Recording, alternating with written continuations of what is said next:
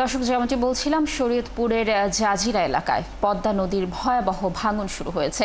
সেখানকার খবর জানাতে আমাদের সাথে যুক্ত হচ্ছেন সহকর্মী সৈকত সাদিক। সৈকত, জানাবেন যে কোন কোন এলাকায় নদীর ভাঙন শুরু হয়েছে, এ বিষয়ে কি তথ্য রয়েছে এবং সেই সাথে প্রশাসনকে এ বিষয়ে আদৌ কোনো পদক্ষেপ নিল কিনা, আর এলাকার লোকজন কি বলছেন?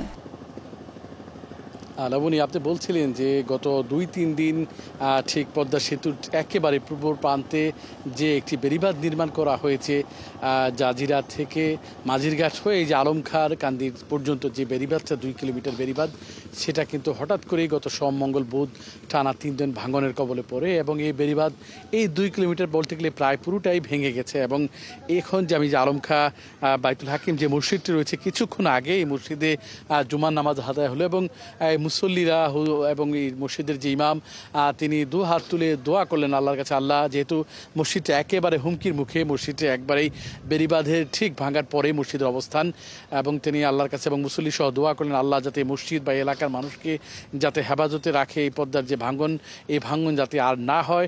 এবং এখানকার মানুষ এখন সব মানুষই মসজিদে নামাজে আদায় করতেছেন এবং অনেক মানুষ উদ্বিগ্ন। এই সকাল থেকে দেখতেছি শুধু এই এলাকার মানুষ না, আরও দূর দূরান্ত থেকে অনেক মানুষ এখানে এসেছে এবং দেখছেন যে এই পূর্ব নাওডুবা এই এলাকায় কিভাবে হঠাৎ করে ভেঙে গেল এবং এই ভাঙার যে মূল কারণটা কি। এখানে যে পদ্মা নদীর যে স্রোত এবং গভীরতা বেড়ে যাওয়ায় বা এখান থেকে বালু উত্তোলন বা যে বেড়িবাঁধ অস্থায়ী, সেটা নানান ধরনের কথা বলেছে। তো এখন এই মুহূর্তে যারা স্থানীয় এখানকার বাসিন্দা, তাদের মুখে একটু শুনবো যে আসলে কেন এটা হঠাৎ করে ভেঙে গেল, ওদিনকার ঘটনাটা কি হলো, যদি একটু বলতেন আর কি। মানে এখানে যে স্রোতের মাধ্যমে এটা ভাঙার কারণ দিয়ে তলে থেকে এটা দোয়া গেছে।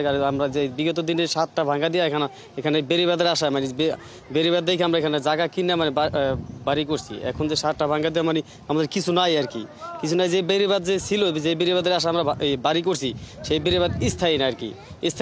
স্থায়ী আশায় আমরা বাড়ি করছিলাম, মানে এই যে বেড়িবাঁধ দিয়েছে, বেড়িবাঁধ টেকসই না আর কি। টেকসই না হওয়ার কারণে মনে করেন হঠাৎ করে ভাঙ্গে আর কি সবকিছু বিলীন হয়ে গেছে আর কি। এখন যে জিও ব্যাগ, এটা কি টেকসই নাকি যেটা দিচ্ছে? এখন যেভাবে দিতে, এটা তাৎক্ষণিকভাবে দিতেছে, কিন্তু এটা তো টেকসই না আর কি। টেকসই ভাবে তো এরকম ভাবে যে সরকারি যে একটা আপনি নেবো যে টেকসই, এটা তো টেকসই পড়ে না আর কি। শুনছিলেন যে লাবণী, শুনছিলেন যে ভাই এখানে তারা বলছেন 7বার তাদের বাড়ি ভাঙার পরেই এখানে যেহেতু বেড়িবাঁধ নির্মাণ হয়েছে, একটা স্থায়ী বাঁধ হয়েছে, এরকম আশা করেই কিন্তু তারা এই এলাকায় বাড়িঘর বা বসত বাড়ি বানিয়েছিলেন এবং এখানে বসত করতেছেন। মাত্র 10 বছরের ব্যবধানেই কিন্তু এই যে পদ্মা সেতুর মতো একটি গুরুত্বপূর্ণ জায়গা, সেই পদ্মা সেতু রক্ষার জন্য যে বেড়িবাঁধটা নির্মাণ করা হয়েছে, সেটা বলতে গেলে এক ধরনের 2 কিলোমিটার বিলীন হয়ে গেছে।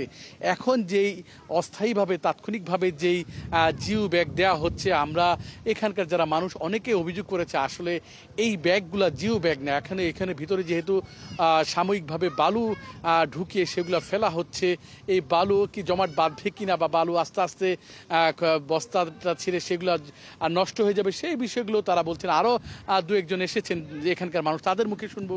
একটু আপনি যদি ভাঙনের ব্যাপারে যদি একটু বলতেন। আপনি যদি বলতেন। আমি এসে বেড়াইতে এই ভাঙনের বিষয় জি, আমাদের এখানে আমরা অনেক দূর থেকে আসছি।